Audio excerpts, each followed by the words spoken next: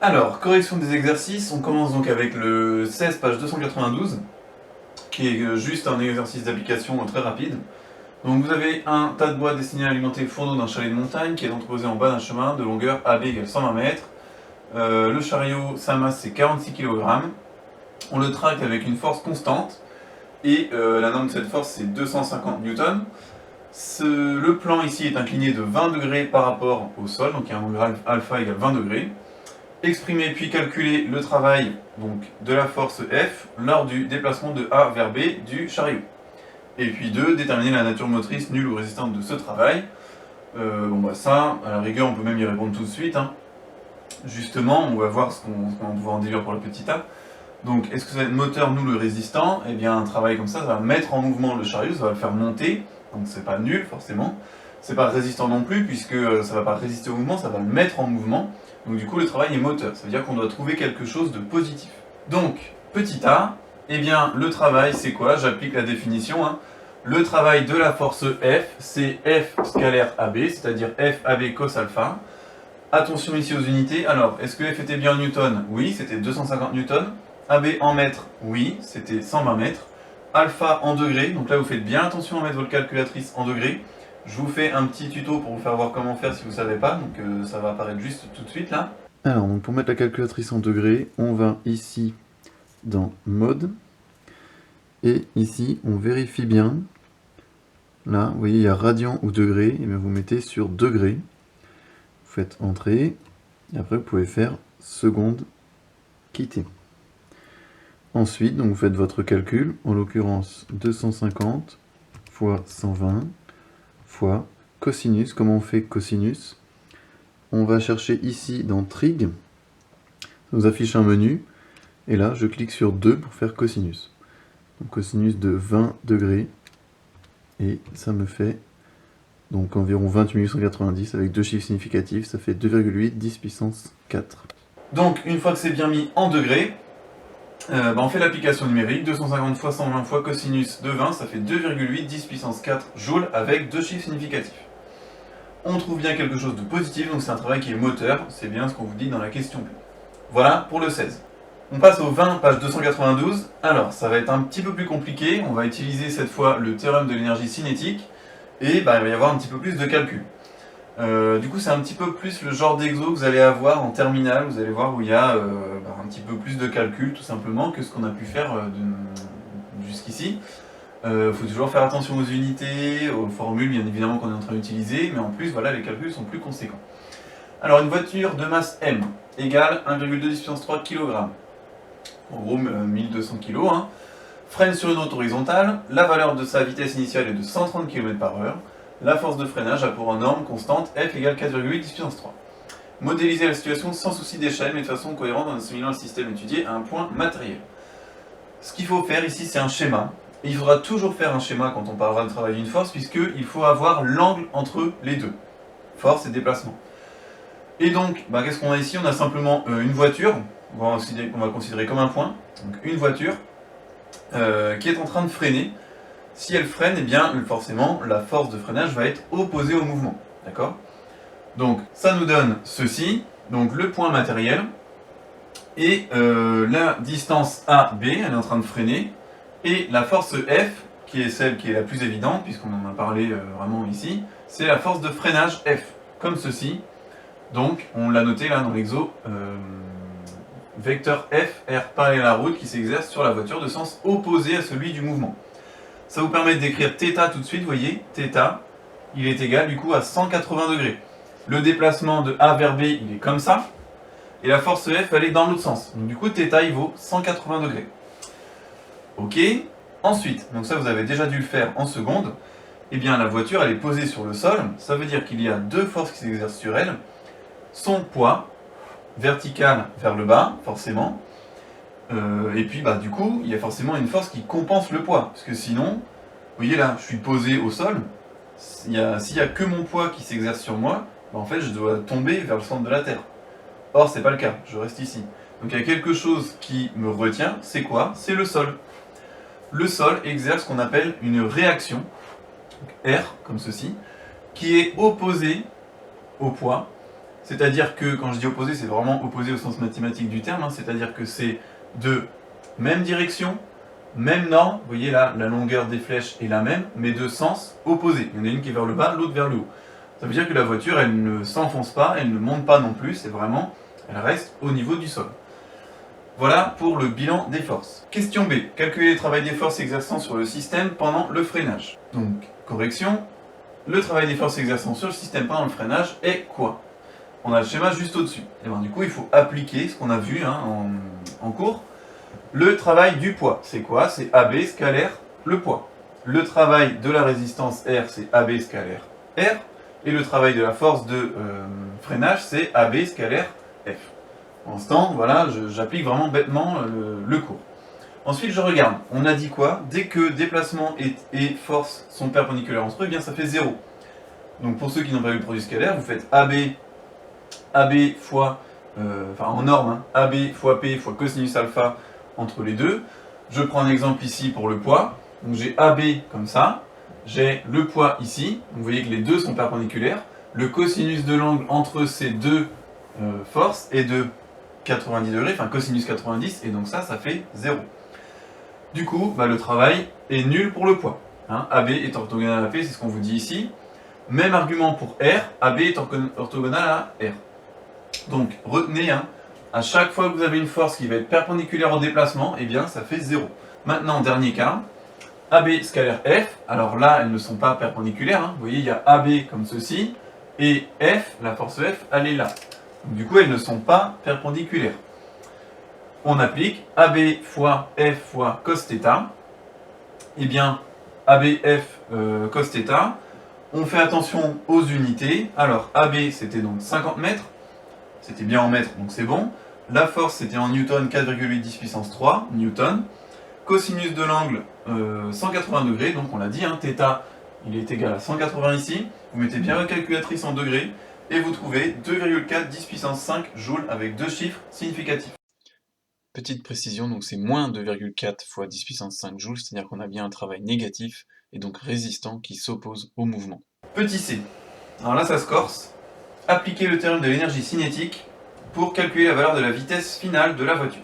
Donc la voiture est en train de freiner et elle était à 130 km/h, elle va atteindre une autre vitesse que l'on ne connaît pas et que l'on veut déterminer. Donc petit c, par définition du théorème de l'énergie cinétique, vous vous rappelez, on a la variation de l'énergie cinétique, c'est-à-dire ECB moins ECA, qui est égale à la somme des travaux des forces.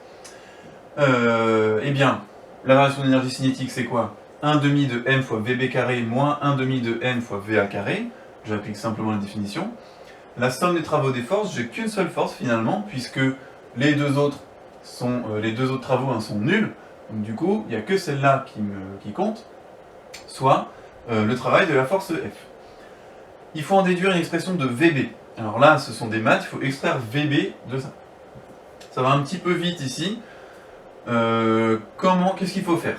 Eh bien, je veux garder VB. Donc du coup, déjà 1/2 de MVA carré, je le mets de l'autre côté. C'est-à-dire, je vais ajouter de chaque côté 1/2 de MVA carré. Donc du coup, je me retrouve avec le travail de la force plus 1/2 de MVA carré. Vous voyez, c'est ce qu'il y a ici. Le travail de la force plus 1/2 de MVA carré. Il me reste 1/2, eh bien je multiplie de chaque côté par 2. Donc là, il y a un 2 qui apparaît. 2 fois tout ça. J'ai la masse, donc je divise de chaque côté par la masse, divisé par m. Et ensuite, j'ai VB carré, donc moi je veux la racine carrée. Encore une fois, je prends que la solution positive. Donc ça me fait racine carrée de tout ça. Vous voyez que ça commence à être plus compliqué niveau calcul. Là, on n'est plus du tout sur les choses quand même de seconde ou de début de première. Il faut savoir manipuler comme ça les calculs. Donc ça, vous prenez votre temps, vous avez le résultat, il est ici, il faut aboutir à ça. Application numérique, alors, 2 fois le travail de la force, eh bien, c'est donc 2,4 10 puissance 5. Donc là, c'est pas 45, c'est 2,4. Vous prenez le résultat sinon ici. Plus 1/2 de 1,2 10 puissance 3. Attention, donc bien en kilogrammes, eh bien c'est bon, là, elle nous était donnée en kilogrammes.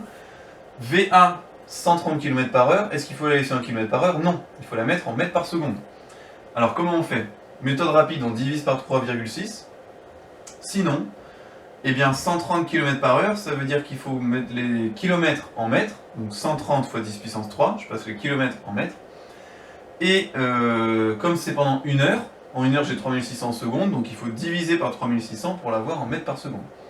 Vous voyez, km par heure, si je fais 130 km par heure, eh bien je vais faire 130 10 puissance 3 divisé par 3600 mètres par seconde.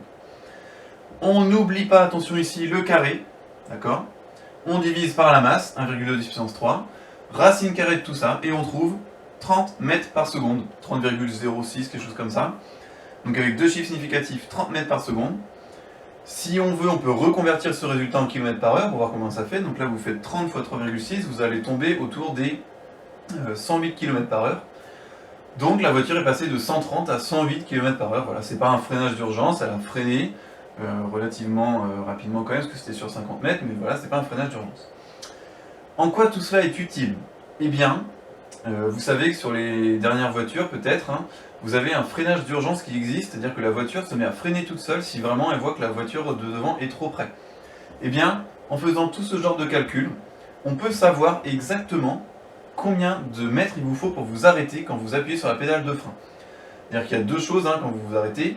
Il y a le temps que vous avez commencé à freiner, parce qu'il y a un danger devant, et ensuite, une fois que vous appuyez sur la pédale de frein, physiquement, il faut vraiment s'arrêter. D'accord ? Bon, eh bien, sur les dernières voitures, vous avez un radar qui calcule en permanence la distance entre vous et la voiture qui est juste devant vous. Et lorsqu'elle voit que ça va être trop juste pour ne pas taper dans la voiture en cas de freinage d'urgence, c'est-à-dire qu'elle mesure aussi l'accélération de la vitesse de la voiture en permanence, et bien si elle voit qu'elle se rapproche trop vite, elle se met à freiner toute seule, d'accord ? Et le but, c'est de ne pas percuter la voiture de devant. Et comment elle fait ça? Elle sait exactement, justement, la vitesse qu'elle va avoir si elle freine avec tant de newtons, etc. Et donc ça permet d'éviter au final les accidents. Voilà pour cet exercice. On passe au 32, page 296. Alors, travail de la force électrique. Eh bien oui, là jusqu'à présent on a parlé de poids, de choses comme ça, mais rappelez-vous, on a vu qu'il y avait une force électrique qui pouvait mettre des charges en mouvement. Eh bien qui dit force électrique dit qu'il y a forcément, possiblement, un travail d'une force électrique. C'est très utilisé dans plein d'appareils, et du coup on va regarder ça ensemble. Hein. Des ions portent une charge électrique Q positive, ils se déplacent entre deux plaques métalliques chargées entre lesquelles règne un champ électrostatique, uniforme E ici. La norme c'est donc 5 puissance 4 newtons par coulomb. Sa direction elle est perpendiculaire aux plaques. Et on a un ion qui va faire cette trajectoire-là. D'accord? Donc il part de A, il arrive vers B, schématisé ici en rose. Les données, on vous donne donc la charge Q, AH et HB ici. D'accord? Donc des données de distance. Déterminer des caractéristiques de la force électrique, F égale QE qui s'exerce sur la particule lorsqu'elle est entre les deux plaques. Je vais la représenter sur un schéma pour la position C. Alors, F égale QE, et bien justement on vous le redonne, hein, donc ça on l'avait vu dans le cours. La force électrique c'est Q fois E. Et bien ici on va simplement appliquer ce résultat. Donc la force c'est F égale QE. Q est positive, vous vous rappelez, hein, Q peut être positive ou négative. Donc là elle est positive, du coup les vecteurs F et vecteurs E sont dans le même sens. D'accord, ils ont le même sens, même direction. Puisque là c'est positif, Q. Du coup en valeur absolue, la force F, comment je fais pour la calculer? Eh bien, donc ça c'est la norme de F. Hein. C'est du coup valeur absolue de Q fois E, c'est-à-dire je regarde dans les données 3,2 10 puissance moins 19 fois la valeur du champ électrique 5 10 puissance 4, et ça me donne 1,6 fois 10 moins 14 newtons. Voilà, donc la petite charge ici, elle est soumise à une force de 1,6 10 puissance moins 14 newtons. Question petit b. Calculer le travail de la force électrique pour le déplacement d'un ion représenté en rose sur la figure ci-dessus. Donc, il est soumis à une force et il fait ce trajet-là. Quel est le travail de cette force? Eh bien, il part de A, il arrive en B, et donc, le travail de la force électrique, constante Fe, entre les plaques A et B, est quoi? Et on applique la définition. Le travail de la force, c'est quoi? C'est la force scalaire, le déplacement. Or, la force, c'est Q fois vecteur E, scalaire AB. Mais AB, c'est pas très facile comme vecteur à exprimer. Je peux utiliser la relation de Schall et introduire le point H, qui est ici, hein, vous pouvez regarder dans l'exo, le point H il est là. Donc c'est scalaire AH plus HB. Or, eh bien, HB il est comment par rapport à E? Donc ça c'est vecteur E, ça c'est vecteur HB. Ils sont comment tous les deux? Eh bien, ils sont perpendiculaires. Donc en fait la composante ici va nous donner un travail nul. D'accord? C'est un peu la même chose qu'avec le poids, sauf que le poids il est vertical, vous vous rappelez? Donc tous les déplacements que vous faites dans ce sens-là, leur travail va être nul. Là, la force, enfin le champ électrique est comme ça, donc la force Fe elle est dans ce sens-là, donc tous les déplacements que vous faites comme ça ne va pas vous faire travailler la force. Autrement dit, la particule, quand elle bouge comme ça, elle ne va pas gagner en énergie cinétique. C'est que lorsqu'elle va bouger comme ça qu'elle se met à acquérir de l'énergie cinétique. Bon, ça semble logique, hein, vous voyez, ça fait accélérer la particule comme ça, de gauche vers la droite. Forcément, si je la déplace comme ça ne va rien faire du tout, au niveau de son énergie cinétique. Et du coup, eh bien, ça fait QE scalaire AH. Et QE scalaire AH, eh bien, c'est quoi? C'est donc QE fois AH fois cosinus θ. Mais θ, il vaut quoi en fait? Eh bien là, j'ai AH comme ceci. E, donc en fait, l'angle entre les deux, eh bien, il vaut 0. D'accord? Là, j'ai AH ici, et là, j'ai E. Donc l'angle entre les deux est nul. Cosinus de 0, ça fait 1. Donc en fait, ici, je peux me passer de l'écrire. Hein. Vous mettez fois 1. Et donc après, j'ai juste à faire l'application numérique, c'est QE fois AH en norme. Alors QE, eh bien, c'est quoi? C'est 3,2 10 puissance moins 19, la charge. E, 5 10 puissance 4. Et AH, on vous le donne dans l'exo, c'est en centimètres, 10 cm. Attention, du coup, ça fait 0,10, il faut se mettre en mètres. Donc ça fait 1,6 fois 10 moins 15 joules. Alors, dans quoi c'est utilisé ça? Parce que vous allez me dire, ok, très bien, on accélère une charge, qu'est-ce qu'on a à faire? Eh bien, vous vous rappelez peut-être des vieilles télés cathodiques, vous savez, qui sont peut-être chez vos grands-parents, qui sont très profondes. Eh bien, ça marche sur ce principe-là. C'est-à-dire qu'en fait, vous envoyez des électrons qui vont se mettre à accélérer. On les dévie plus ou moins en fonction de là où on veut l'envoyer. C'est-à-dire que là, par exemple, c'est l'écran. Et quand ça arrive sur l'écran, ça vous fait un point lumineux. Alors, ben voilà, on a encore ça aussi, vous savez, avec les oscilloscopes là, qui vous font des traits verts. Ça marche sur le même principe. Et puis, sur les grosses télés, ça a fonctionné pendant des années chez beaucoup de gens, toutes ces télés cathodiques. Aujourd'hui, bien évidemment, c'est remplacé par les écrans plats. Voilà pour cet exercice. Et pour finir, donc le 34. Alors, le 34, c'est une boule de flipper de masse m égale 50 grammes qui va être propulsée à l'aide d'un ressort comprimé. Donc, je ne sais pas si vous avez déjà joué au flipper. Hein. Vous tirez ici, comme ça, vous lâchez, et la balle, du coup, s'en va. Et puis après, vous pouvez jouer avec les autres boutons. La compression, on ne va pas s'intéresser à ça aujourd'hui. Hein. On s'intéresse que au lancer de la balle. Donc, la compression du ressort s'annule au point B. Le ressort s'est alors détendu de 5 cm et la boule a une vitesse de valeur V égale 6,2 mètres par seconde. Premièrement, sans souci d'échelle, les forces qui s'exercent sur la boule de flipper modélisée par un point matériel lors de la phase de propulsion. En mécanique, il faut toujours faire ça au début. Donc, le bilan des forces qui s'exercent sur mon système. Eh bien, quelles sont les forces qui s'exercent sur mon système? Eh bien, forcément, le poids. On est sur Terre, donc il y a toujours le poids. On considère donc que la balle va être un point matériel, simplement un point. On la place donc ici. Le poids, attention, il est vertical. Il ne faut pas le faire comme ça. Hein, d'accord? Il faut le faire comme ça, vraiment, vertical, vers le bas. Le poids P, donc c'est vecteur P égale M fois G, ça c'est bien connu, donc c'est seconde. Ensuite, cette balle elle s'enfonce pas dans le sol. Pourquoi? Parce qu'il y a la réaction du sol. Alors attention, la réaction elle est toujours perpendiculaire au sol. Donc quand le sol est plat, ça se confond au niveau de la direction avec le poids.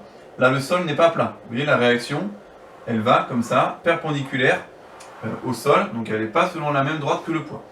Donc la réaction R, perpendiculaire au support, dirigée vers le haut. Et enfin, la force de propulsion T qui va être exercée donc, par le ressort, hein, donc de la gauche vers la droite, comme ceci, dans le sens du mouvement parallèle au support. Forcément, elle ne va pas rentrer dans le support, elle ne va pas non plus s'en aller vers là, donc c'est vraiment parallèle au support. Voilà pour les trois forces donc, qui s'exercent sur ce système. Petit b, eh bien, exprimer puis calculer la somme des travaux des forces exercées sur la boule de flipper pendant la phase de propulsion entre A et B. Donc c'est parti, somme des travaux des forces, ça doit résonner dans votre tête, c'est le théorème de l'énergie cinétique.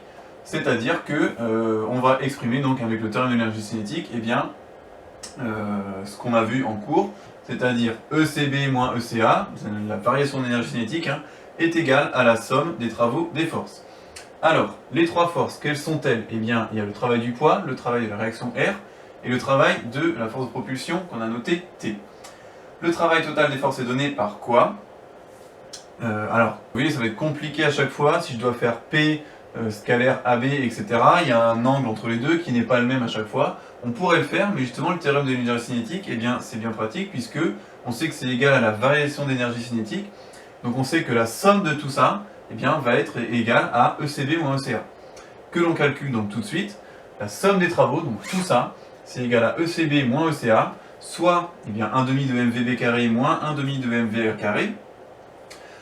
VB, c'est la vitesse finale, hein, à la fin, VA c'est la vitesse de départ, et ce qui est intéressant, à chaque fois en physique, hein, on doit se concentrer sur ces cas-là, c'est est-ce qu'il n'y a pas au début ou à la fin, à un moment, il y a quelque chose qui va être égal à 0. Une vitesse, une position, etc. Ça va bien simplifier les calculs tout de suite. En l'occurrence, là, VA, au départ, elle est égale à 0. La boule ne bouge pas au départ, donc VA égale 0. Du coup, on remplace. Alors, ça fait quoi? Ça fait 1 demi de 50, attention, c'est en kilogrammes, donc 50, 10 moins 3. On met bien les grammes en kilogrammes. Fois VB au carré, là c'est déjà donné en mètres par seconde, donc on a juste à faire 6,2 au carré. Moins, alors là on fait tout le calcul, mais en fait, hein, qu'est-ce que j'ai dit? VA est égal à 0, donc du coup, tout ce terme-là est nul. Le travail des forces du coup total, c'est quoi? Eh bien c'est simplement tout ça. Si on fait le calcul, on trouve 9,610 moins 1 joule, qui est donc la somme des travaux des forces. Voilà pour cet exercice.